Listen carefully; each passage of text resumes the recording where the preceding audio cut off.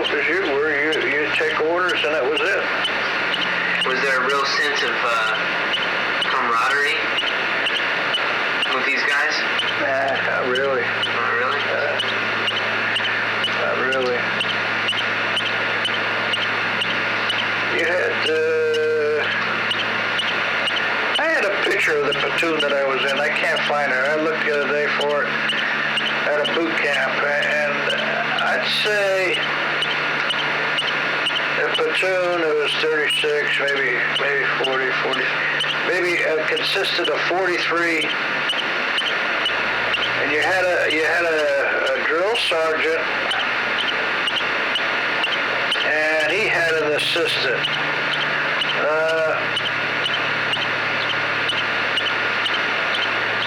And all the recruits were in the same boat.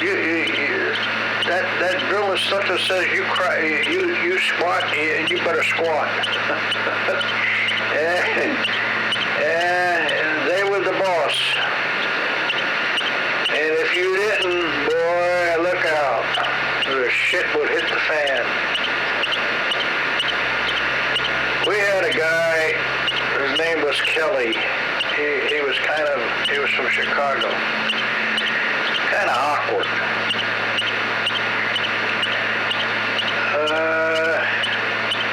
He didn't know his right from his left, and he was always screwing up. In a parade, if we have a parade before a colonel or something like that, he'd screw up. He'd get the whole platoon screwed up, because the manual of arms, you have right shoulder, he'd screw up or something like that. Anyway, we don't know if it was an act that he was. Anyway, they discharged him because they threw his ass out. He was screwing up everybody. So he got sent home?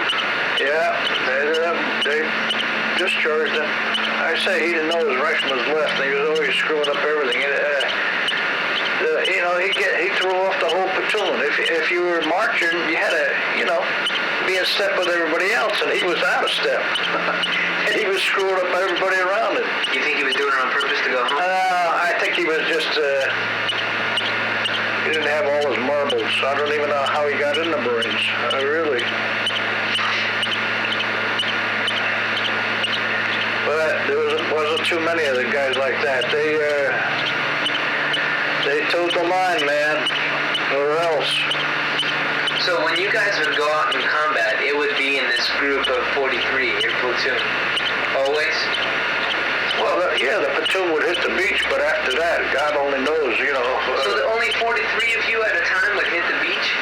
Oh, no. They have, the other companies, So there was many platoons put together? Yeah. But your platoon would stay together? Oh, yeah. So you stayed with the same guys for the... Oh, no. Like when I got sick in the Marshall Islands, at that time I was in the 22nd Marine Regiment.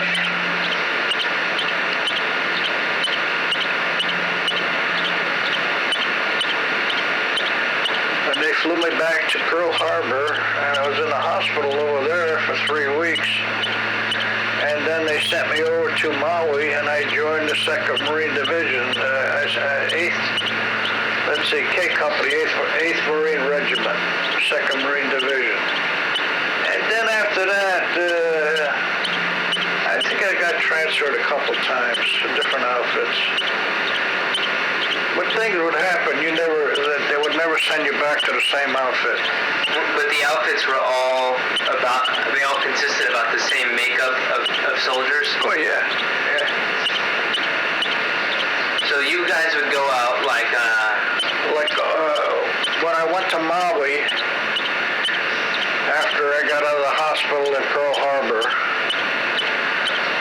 I went to Maui. I joined the 2nd Marine Division on Maui, and they were training on Maui. And that Maui at that time was nothing. I mean, absolutely nothing there. And rain, it rained. Rain, mud.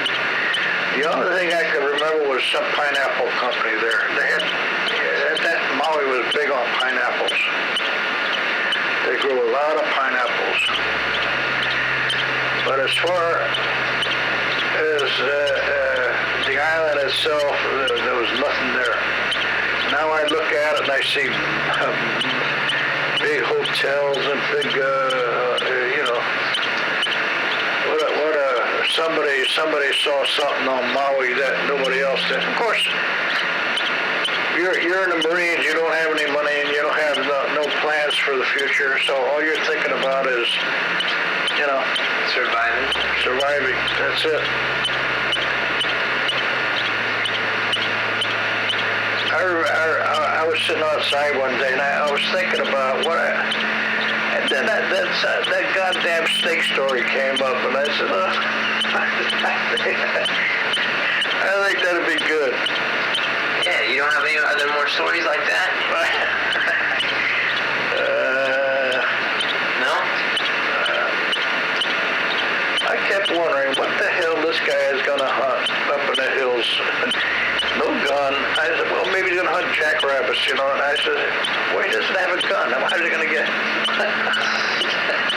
When he told me rattlesnakes, I said, holy shit.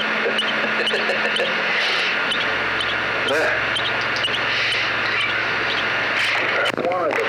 I knew I had something coming. I knew I had a Purple Heart coming. I never wanted them. How come? I don't know. I just, what the hell am I going to do with these things? Anyway. What'd you get them for? So let me tell you. So one day, the parade section of the Fresno Bay, Grandma was reading it. And she came across this article that if you thought somebody had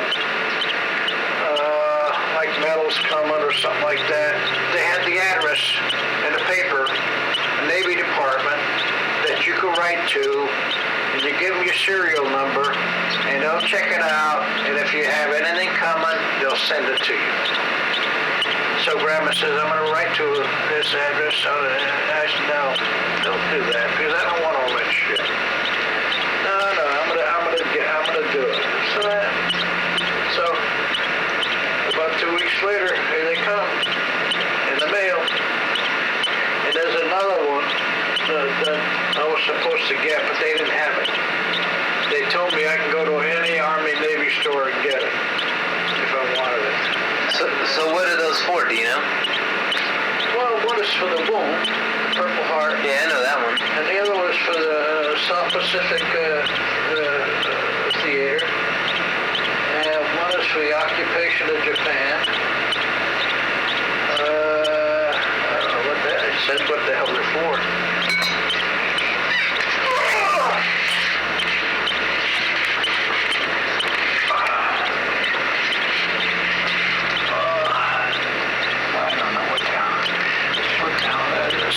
This one says World War II. Yeah. This one says Occupation Service. Yeah. This one says Asiatic. Yeah. South Pacific Pacific. Campaign. Yeah. And then the Purple Heart for the shrapnel. This thing here is signed by Harry Truman. I don't know if that's really his signature. That might be worth some money someday. Who knows? I don't know. It looks like doesn't look like a real signature.